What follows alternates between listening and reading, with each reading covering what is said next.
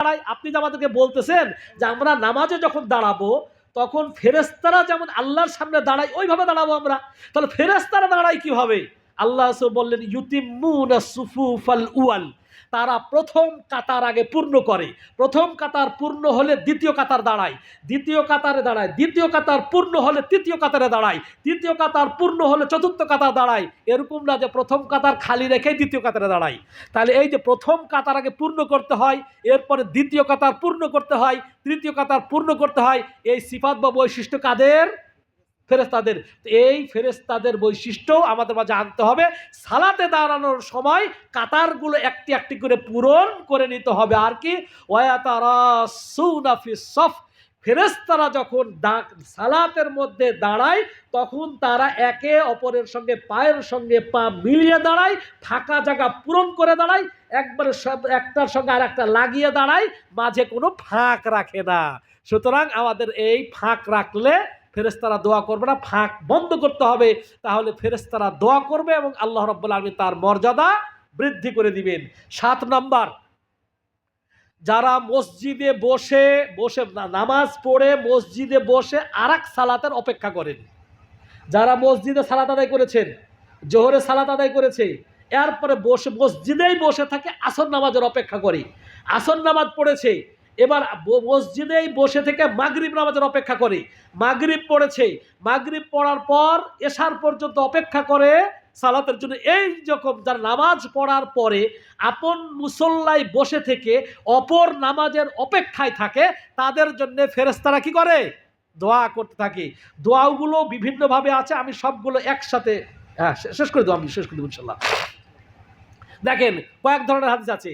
একটা হচ্ছে যারা মসজিদে সালাত আদায় করার পরে, যারা মসজিদে সালাত আদায় করার পরে, আমি কি বলেছি, যতক্ষণ মসজিদ থেকে বেরিয়ে না যায় ততক্ষণ দোয়া করে, যতক্ষণ মসজিদ থেকে বেরিয়ে না যায়, এরকম হাদিসে আছে। আবার হাদিসে আছে যারা মসজিদে গিয়ে সালাত আদায় করার পরে আপন মুসল্লায় বসে অপর সালাতের অপেক্ষা করে, অন্যকে কষ্ট না দেয়। যদি আবার বসে ঠিকই থাকেন, আরেকজনকে কষ্ট দিলে ফেরেশতারা দোয়া করবে না। মসজিদ থেকে বের হয়ে গেলে আর দোয়া করবে না। আবার আর একটা কি জানে আছে, 3 রকম। অজু যদি ভেঙে যায়, মানে সালাত আদায় করার পরে মুসল্লায় বসে থেকে অপেক্ষা করে, অজু যতক্ষণ না ভাঙে, অজু যতক্ষণ না ভাঙে, যতক্ষণ অন্যকে কষ্ট না দিবেন, যতক্ষণ মসজিদ থেকে বেরিয়ে না যাবেন, এই অবস্থায় ফেরেশতারা আপনাদের জন্য দোয়া করতে থাকবে। কিভাবে দোয়া করে? আল্লাহুম্মা গফির লাহু, আল্লাহ তুমি তাকে ক্ষমা করে দাও, আল্লাহুম্মা আরহামহু, আল্লাহ তার প্রতি তুমি রহমত বর্ষণ করো। অন্য রাওয়ায়াতে আছে আল্লাহুম্মা তুব আলাইহিম, হে আল্লাহ তুমি তাদের তওবাগুলোকে কবুল করো। এইভাবে তারা দোয়া করতে থাকে। সুবহানাল্লাহ। 8 নম্বর, যারা জিকির করে সব সময় সুবহানাল্লাহ সুবহানাল্লাহ সুবহানাল্লাহ আলহামদুলিল্লাহ আলহামদুলিল্লাহ আল্লাহু আকবার আল্লাহু আকবার, এইভাবে অথবা একসঙ্গে বসে, এটাও কিন্তু জিকির, আমরা যেটা করতেছি এটাও জিকির, সুবহানাল্লাহ গুলো তো জিকির আলাদা আলাদা। একসঙ্গে কোরআন সুন্নাহ নিয়ে যারা মুযাকারা করে, আলোচনা করে, কোরআন সুন্নাহর আলোচনা করে, হাদিসের আলোচনা করে, এটাও একটা জিকির। এইরকম জায়গাতে বসে যখন দোয়া করে তাদের জন্যও ফেরেশতারা কি করেন? দোয়া করেন, যেহেতু সবাই সব। তারপরে 9 নম্বর হচ্ছে যারা আল্লাহর রাসূলের প্রতি দুরূদ পাঠ করে। যে ব্যক্তি যতক্ষণ পর্যন্ত আল্লাহ রসুলের প্রতি দুরূদ পাঠ করতে থাকে, ফেরেশতারা ততক্ষণ পর্যন্ত তাদের জন্য আল্লাহর কাছে ক্ষমা প্রার্থনা করতে থাকে।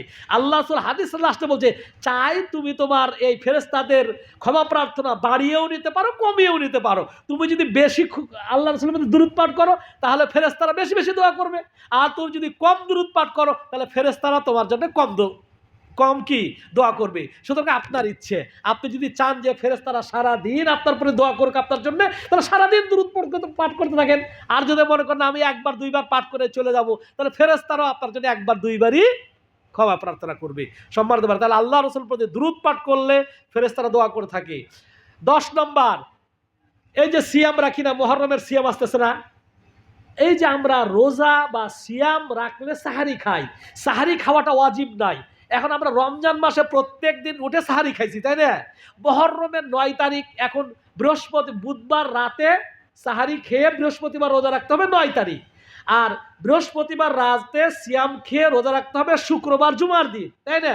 কিন্তু 9 তারিখে বুধবার রাতে আপনার সাহারি খাওয়ার কথা মনে নাই, ফজর নামাজ পড়তে চলে গেছেন, এখন আপনাকে ফারুক ভাই, এই ভাই রোজা রাখছেন, হায় হায় হায় হুজুর আমি তো রোজা রাখবো মনেই নাই আমার, কোনো সমস্যা নাই, কোনো সমস্যা নাই। সাহারি খাওয়াটা সুন্নাহ, সুন্নাহ ছুটে গিয়েছে, কিন্তু আপনি নফল সিয়াম দিনেও যদি নিয়ত করেন কোনো সমস্যা নাই, হয়ে যাবে। সাথে সাথে নিয়ত করে নেবেন, আমি নিয়ত করে নিলাম আমি রোজা রাখবো, হয়ে যাবে। কিন্তু যারা এই সিয়াম রাখার জন্য সাহারি খাবে তাদের জন্য ফেরেশতারা দোয়া করে। তাহলে আল্লাহ রাখে বৈশিষ্ট্য না, একদিকে সুন্নাহ, সিয়ামের কোনো ক্ষতি হবে না, কিন্তু যদি সিয়াম রাখার আগে আপনি সাহারি খান তাহলে আল্লাহ রাসূল সাল্লাল্লাহু আলাইহি ওয়াসাল্লাম বলছেন ইন্নাল্লাহ মালাইকাতাহু ইউসাল্লুনা আলাল মুতাসাহহিরিন, যারা সাহারি খায় তাদের জন্য ফেরেশতারা আল্লাহর কাছে কি করে, ক্ষমা প্রার্থনা করে। 11 নম্বর ইয়াদাতুল মারিজ, যখন আপনি কোনো অসুস্থ রোগীকে দেখতে যাবেন, যদি সকালবেলা কোনো রুগীকে দেখতে যান আপনার সাথে 70,000 ফেরেশতারাও বের হবে, সন্ধ্যা পর্যন্ত তারা আল্লাহর কাছে আপনার জন্য ক্ষমা প্রার্থনা করে থাকবে। আর যদি আপনি সন্ধ্যার সময় কোনো রুগীকে দেখতে যান আপনার সঙ্গে 70,000 ফেরেশতা বের হবে, সন্ধ্যা পর্যন্ত সকাল পর্যন্ত আপনার জন্য এই 70,000 ফেরেশতারা আল্লাহর কাছে ক্ষমা প্রার্থনা করে থাকবে। সুবহানাল্লাহ। তাহলে রুগীকে দেখতে গেলে পারে ফেরেশতারাকে আল্লাহর কাছে তার জন্য ক্ষমা প্রার্থনা করে, আর যতক্ষণ রুগীকে দেখতে গিয়ে রুগীর পাশে বসে থাকবেন ততক্ষণ যেন আপনি জান্নাতের বাগিচায় থাকবেন। সুবহানাল্লাহ। সর্বশেষ যারা কল্যাণের পথে মানুষকে আহ্বান করে, নামাজ কল্যাণ, নামাজ রোজা হজ জাকাত হালাল খাওয়া, এই যে সব ভালো কাজের দিকে আহ্বান করে, তাদের জন্যে ফেরেশতারা দোয়া করে। এমনকি তাদের জন্যে হাত্তাল হুত, এমনকি মাছ পানির মধ্যে থাকে তারাও তাদের জন্য আল্লাহর কাছে ক্ষমা প্রার্থনা করে, এবং তাদের জন্য গর্তের পিপিলিকারাও তাদের জন্য দোয়া করে।